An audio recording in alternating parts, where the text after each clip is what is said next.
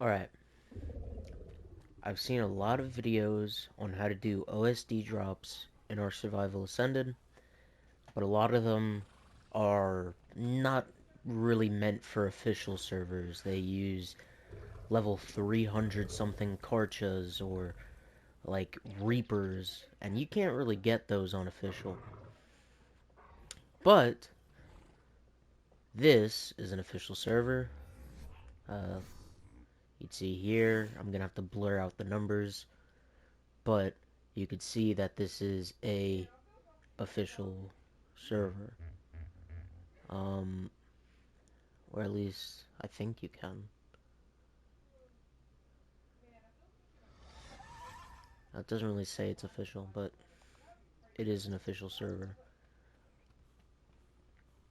Here we have a actual normal amount of uh,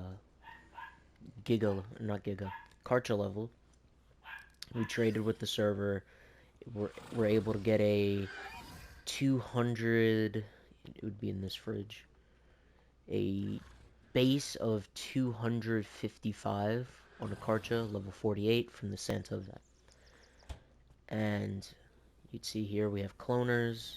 Hold on, let me get out here. You can see here we have cloners, and we sort of cloned a whole bunch of them. So now everyone in my tribe has 250 Karchas, 250 melee Karchas. Now I've leveled mine. Mine went from a level 48, 255 to 110, being in a cryopod, getting all those levels, and now I'm at a roughly 380 melee damage Karcha.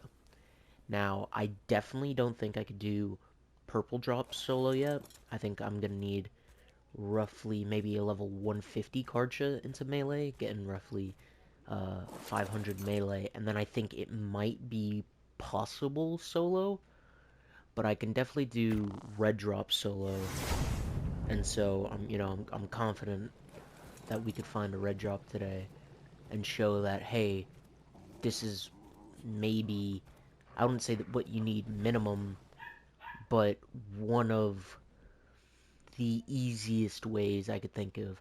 The Christmas event ends tomorrow. Um, Time recording is January 8th, so Happy New Year's.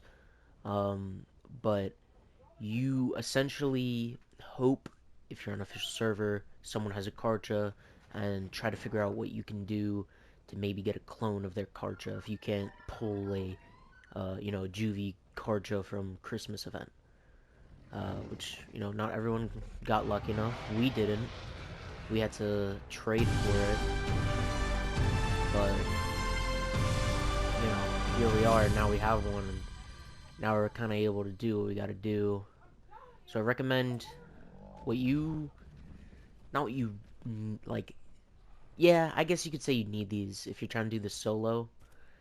You want metal spiked walls, and the reason being, metal spiked walls are going to keep out a lot of these corrupted dinos. Um, it won't keep out everything, like your Spinos are gonna get through somehow. All your flying dinos, like wyverns or pteranodons, they will just fly over it, obviously. And sometimes Rexes can slip through, but the main thing with red drops is there's gonna be alpha Triceratops. And it's gonna say like I forget what they're called. Like I think it's like enraged, corrupt Triceratops or something like that. And they look like a tech trike mixed with corrupted. And so essentially, those are gonna be the hardest hitters of the red drop, and the wyverns. The wyverns will definitely hurt. And oh, hold on, stand break. Okay, so I found a red drop. Now someone else claimed it, but they are solo. Essentially, they're pretty much doing what I was gonna do. They're on a Karcha. Basically, you're gonna use this Karcha to get stacks.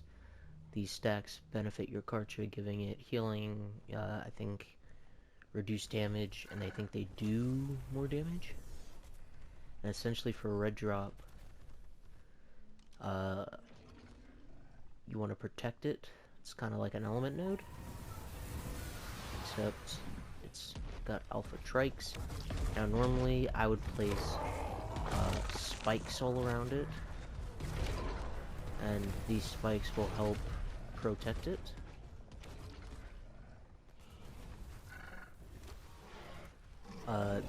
The spikes will keep a majority of the smaller creatures off of it. But Rexes can get through, Spinos can get through, a lot of the larger stuff can. But like your Carnos down there, all that sort of stuff, they would not be able to get through the spikes.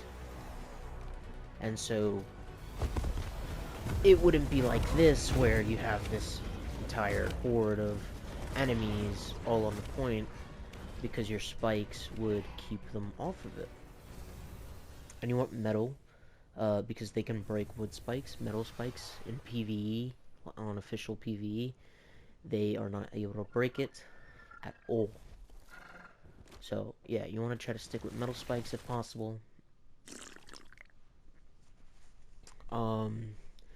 Like I said, you want a Karcha. I know I'm able to solo with my 382 melee Karcha. I'm able to go ahead and solo a red drop.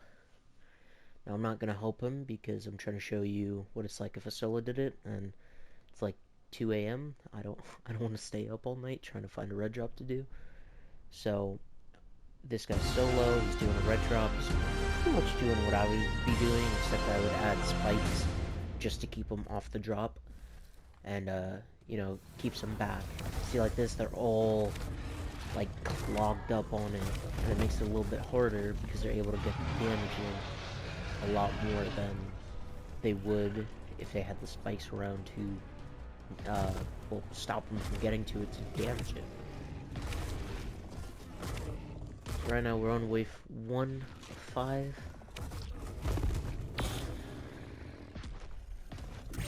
Gonna lock it in.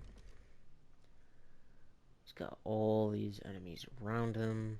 They're gonna converge on the single point. The reason you can treat this different from a node is because when you have a node, you have all these smaller bits that have their own health bars that affect how much element you get in the end, because if you destroy them, or if the corrupted creatures destroy them, you lose what element you would have gotten from that node. The way the orbital works is it's one single item that drops loot on each side, one of every side. There's 4 sides, so it splits out 4 different loot tables. I don't know the exact loot tables. There's a whole bunch of different stuff you can get, but this is your best source of blueprints on Extinction. There's not a lot of cave drops. There's only 3 caves that I know of on this map, and there's not a lot of loot from those cave drops. You don't get good loot. So your best bet is these nodes.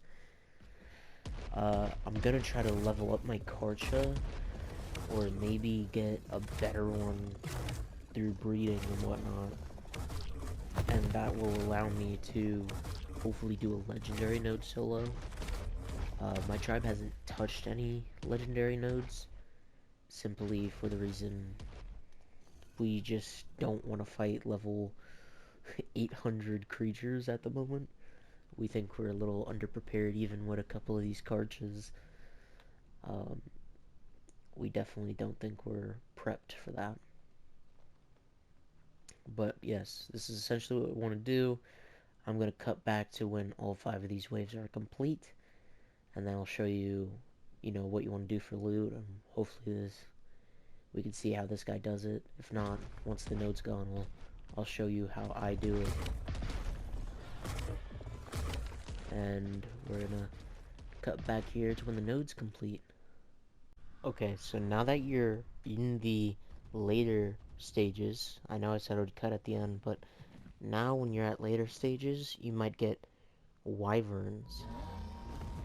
And wyverns can kill you on your tame unless you wear a hazmat suit, a full hazmat suit, which you can get from the...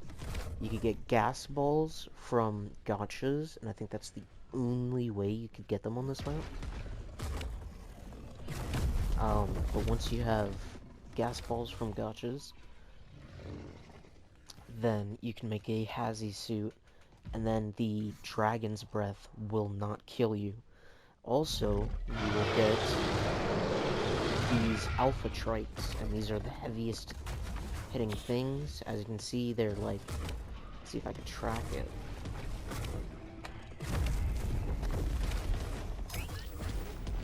See there? Tracked it. It's got 350 melee, which is just absurd. So yeah, you gotta watch out for alpha trikes in the later rounds, but those typically get caught up on the spikes. So, like I said, if you have spikes, you place them around, you go on the inside, so that they can't get you. A majority of them can't get you. A lot of them are gonna get caught up on the spikes. And then the few that break through, you kill those, and then you focus the ones on the outside, like the alpha trike, which gets caught up on it. And try to focus wyverns, because they do a good bit of damage to your hazmat armor if you're not careful. But yeah, that's what you want to do in these later rounds, and then we'll cut back to when the entire drop is done. Okay, so now we're down to one hostile. It seems to be stuck. Give it give it some time to pass, and then it will auto die, ending the supply drop. There we go. Now it powers down, and if you had placed spikes, you want to pick them up, because if you leave them down, when you eject it, you hold to eject it. Also, you have to claim these. You gotta be the first one there to claim it.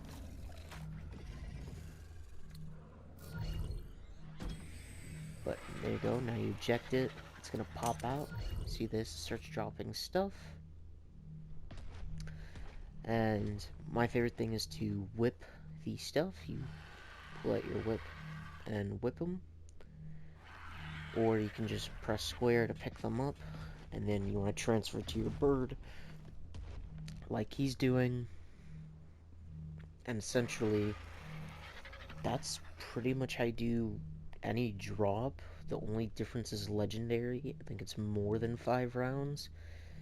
You have to wait 8 rounds before you can stop, but you can do as many as you want, and I think the loot kind of caps out at a certain point, but I don't know what that point would be. But essentially, yeah, all 4 sides pop out loot. This one, this one, and that one. And you just want to pick up all the loot. You get a lot of good cryopods, and you get a whole bunch of structures as well. And that is essentially a red drop. But you can do the same for blue, you can do the same for yellow. The only difference is purple, which is legendary, and that's the hardest one there is. And essentially, that is how you do it. So, I hope you learned how to do a red drop. And that was solo. His teammate only came in on round 5, but he did 4 rounds solo, and as you can see, he's not even bloody. He's actually barely empty on health. So, it's definitely possible. You know, try to trade for a Karcha if you can. That'll probably be your biggest boost in getting snowballed into getting all this loot. So, I hope you learned. I hope this helped, because I know a lot of people are doing all this on private servers with like level 350 Karchas they transferred in, or Reapers or something. Talking about you, teacher, game 2. Anyways, yeah, I hope you learned. I hope you are helped out, and please let me know if this does help you, because I want to try to do more like this. I'm trying to get better at explaining. It's kind of... I stutter. It is what it is. I hope you enjoyed.